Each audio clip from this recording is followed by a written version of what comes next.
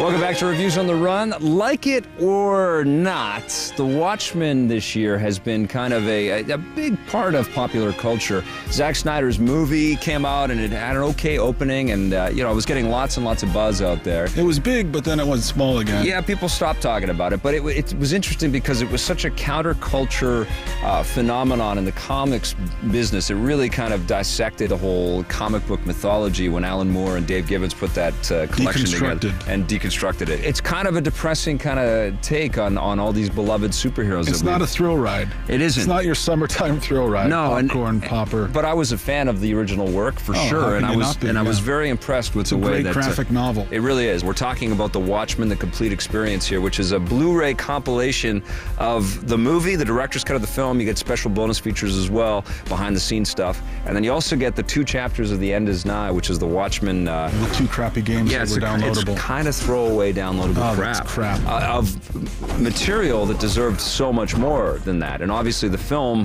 aspired to be a real labor of love for the fans. Yes. The games were something you'd find at the bottom of a Cracker Jack box. Yeah, but what's interesting though, when you assemble it all on these Blu-ray discs, it actually doesn't seem like such a bad deal. We're talking about a $50 investment or a $60 investment, depending on where you buy the. Well, why not just buy the Blu-ray? You could just buy the Blu-ray instead of buying the 2 crappy beat-em-ups. It's true. It's terrible. Yeah, it's boring. It's worse than Double Dragon, which is really disappointing. You know, if you look at something that's so on point, like the combat engine in Batman that we just talked about, right? And then you go to this, and it's just you're throwing punches, and guys are hitting you, and you don't know when you should dodge, and then all of a sudden you're dead, and you're like, what is this piece of garbage? Yeah, and you get surrounded by enemies. Batman shows you how to do it right. This shows you how to do it exactly wrong. You get surrounded all the time, and you don't know which guy you're hitting, and you go into all these pre-manufactured animations, and it feels so forced and phony and not of garbage. Not true to the source at all. Even though they hired the voice actors, Jackie Earle Haley's in there, and the Night Owl character, and they did a great job with the graphics. I think they did a really nice job with the way that the character models move and are animated, and they get some pretty cool, violent, attacks in this thing, just like they are in the film.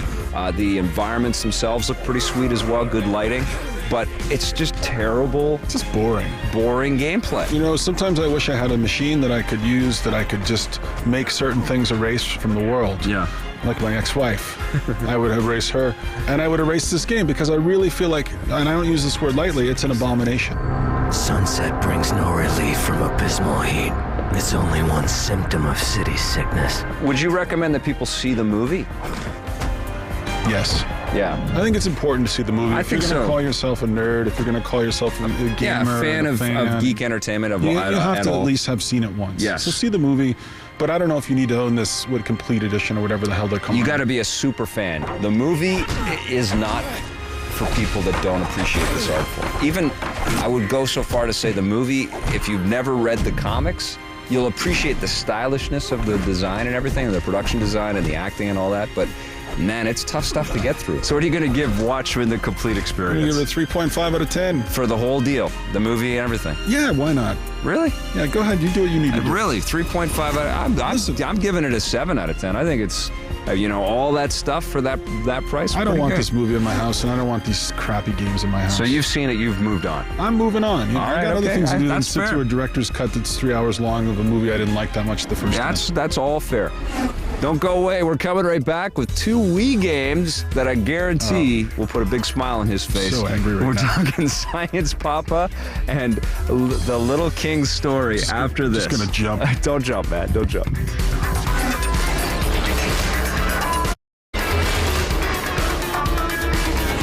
Hey, do you like science, Victor Lucas? I do like science. Well, you've come to the right place because we're talking about Science Papa for the Nintendo Wii. Oh, man. And Science Papa is not the sequel to Cooking Mama. No. It is the direct, let's rip this off because Cooking Mama sold 1 million copies on the Wii. Use your pointer. Yeah. You pick your ingredients, you mix them together. Yeah. Voila, science. What's your problem? I like the concept of the idea, because the science sets, the science kits, nobody builds those anymore. The chemistry sets and all that. We like learning. And learning is fun, for sure. And you do learn, how some of these ingredients all come together, some of these chemical compounds and things like that all work together to build bars of soap and all that. This is a tool the terrorists could use. Well, what's so funny is that within, the first 5 minutes of playing this game, you're learning how to make smoke bombs. And then you're getting this constant message is, don't build these in the real world without adult supervision. It's like, maybe you should teach us how to make smoke bombs right away. And you really don't feel like you're being led into any kind of a story at all. You're just playing this assistant to this Einstein-like character, and you keep redoing the same routines over and over again. And honestly, it's one of these stupid Wii minigame type things where you're tilting your Wiimote for a little bit, or you're scratching some stuff off of a bar of soap. Yeah, every Wii minigame has that. It's just so boring. It was just mind-numbingly boring. There's so many games on the market now that I feel like that there's such an influx of new games that a lot of times I can't even believe that these are games.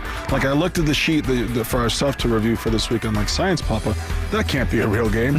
Victor is trying to pull one on me again, and then here it comes in the mail. Like, there's just too much of this Wii garbage, too many minigame collection. Weebage. Weebage. I mean, like, Nintendo's got to bring back that quality control system that they used to have on the NES. The seal of approval means nothing. Well, they got to do it. What are you going to give Science Papa? One from me as well.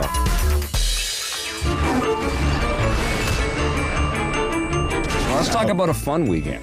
How does that sound? Ooh, do they exist? There are good Wii games. Come on. I'm talking Little King's Story from Exceed. This is, I think, a lot of the same team and a lot of the same people that bring me my lovely Harvest Moon series. No, you and your Harvest Moon. I love Harvest Moon. Oh. This is like Harvest Moon. It's like we're outside. Except it's brown. It is kind of too much sun out this way. But it looks like Fallout. It's like the wasteland behind us. Little King's Story is a... worst box cover ever. Yeah. What a crappy box cover. Crappy name, too. I mean, it's not going to entice people, right? No one's going to buy this. But you're going to tell them why they should It's a charming game. It's like Pikmin. And it doesn't need to be on the Wii at all. Like, there's no Wii motion control stuff at all as a part of this game. What about this on the iPhone? Would you play it? Yeah. I totally would play this on the iPhone. It's a very clever little game. On the iPhone. Anyway, tell them a little bit about how it works. Well, basically, you play a king, and you've got to keep your kingdom happy and growing and bustling, and you have to create all kinds of different little jobs for people and stuff. You're a boy king, like Jesus. Yeah, and you're taking over the land piece by piece, and you do that by employing carefree adults at the beginning, and you have to kind of bestow upon them. Look, you have to have a job, so you can either be a farmer to begin with or a fighter. And you basically run around and you either dig into holes and discover treasures in the different holes or the cracks in the ground. You can actually create a hot springs where you can heal people.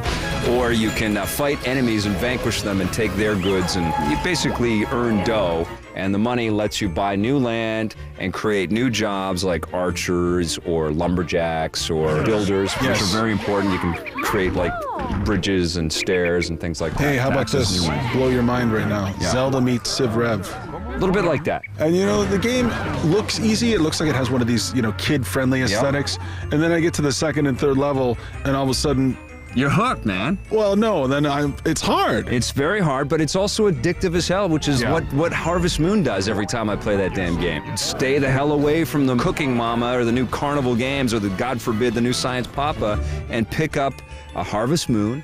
Or pick up, I know you don't like Harvest Moon, but I love that game. Or you farming. Or you pick up the King's Story here and you be entertained.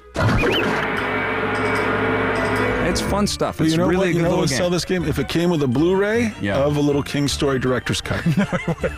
Then people would pick this up. Yes. What are you going to give Little King's Story? 8 out of 10. 8 for me as well. Nice surprise. Nice surprise. Nice to be surprised. It is. Stick around. We've got 2 very cool-looking 2D fighting games coming up after the break. One's a classic. One's a new one. And it'll be interesting to see how this happens. It's BlazBlue Calamity Trigger going up against Marvel vs. Capcom 2 right after this.